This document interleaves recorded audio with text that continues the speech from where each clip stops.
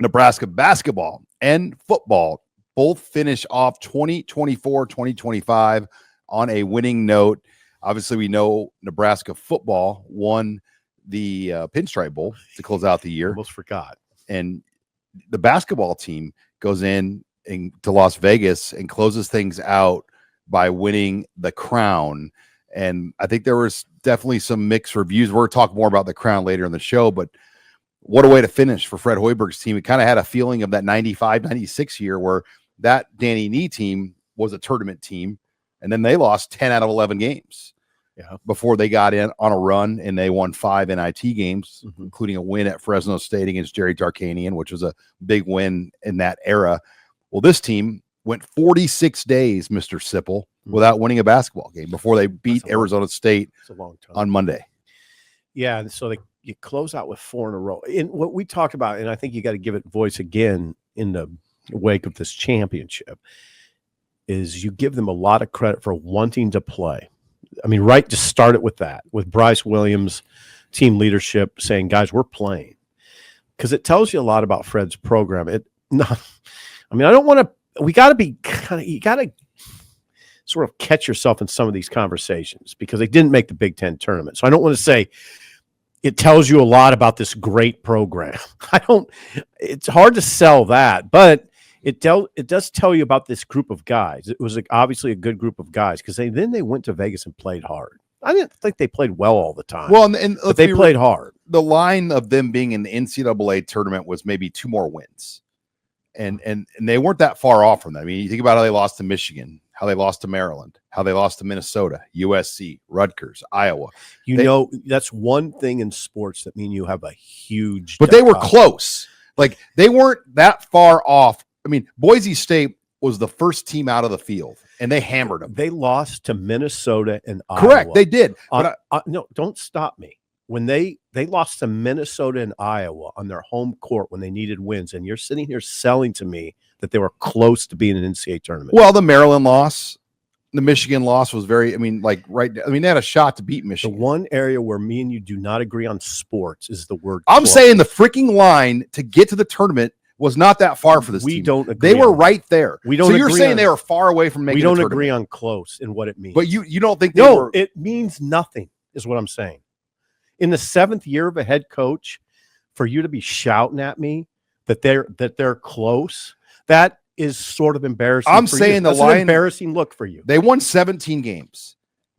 To be a 19-win team was not that much of a line. Like it was like a whisker. They're close. And they fell off it. They're close. And then they went hot again. I mean, they won games that tournament teams win, but then they lost games that teams that don't make the tournament lose. I mean, we can agree to disagree on close. It's not a big deal. I'm saying they weren't that far off from being a tournament team. I'm saying and they proved that they were a tournament level team when they played well, but they didn't do it all year. I'm saying they were close. Where we disagree is that doesn't matter. You think it matters. I don't. That's fine. We can disagree. No, I'm just saying the line of making 17 to 19 wins is not much.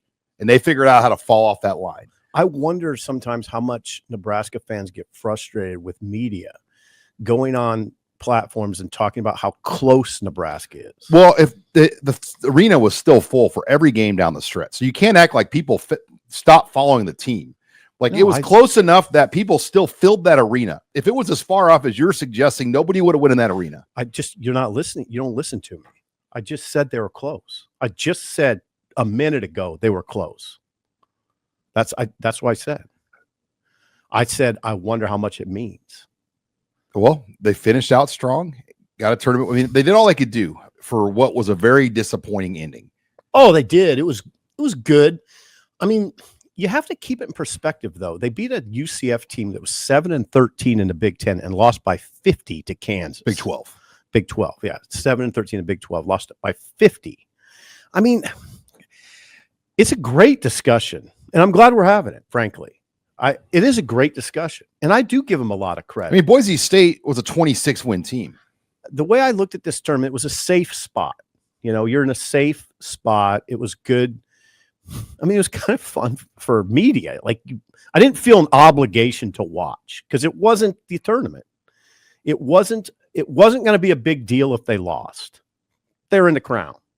You know, it wasn't going to be a big deal if they win. They were in the crown.